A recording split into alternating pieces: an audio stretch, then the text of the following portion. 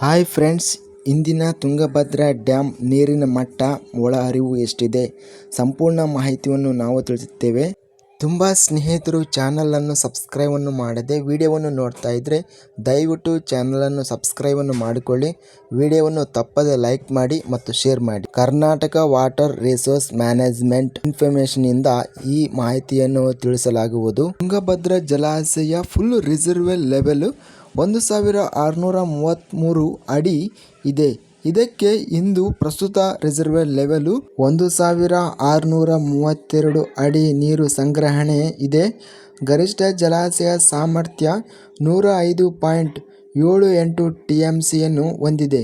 ಇವತ್ತಿನ ಜಲಾಶಯ ಸಾಮರ್ಥ್ಯ 101.77 TMC. ಇಂದು ಮೊತ್ತಕ್ಕೆ ನೀರಿನ ಸಾಮರ್ಥ್ಯ ಮತ್ತು ಮಟ್ಟ ಬಂದು ಯಾವುದೇ ಏರಿಕೆ ಅಥವಾ ಇಳಿಕೆ ಎಂಬುದಿಲ್ಲ, ತಟಸ್ಥವಾಗಿಯೇ ಇದೆ. ಒಟ್ಟು ನೀರಿನ ಇಳುವರಿ ಬಂದು 372.67 TMC.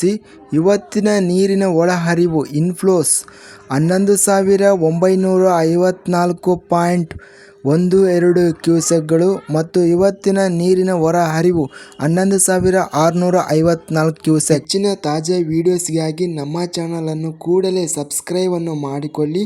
ವಿಡಿಯೋವನ್ನು ತಪ್ಪದೇ ಲೈಕ್ ಮಾಡಿ ಮತ್ತು ಸ್ನೇಹಿತರಿಗೆ, ರೈತ ಬಾಂಧವರಿಗೆ ಈ ವಿಡಿಯೋವನ್ನು ಶೇರ್ ಮಾಡಿ. ಜೈ ಜವಾನ್ ಜೈ ಕಿಸಾನ್.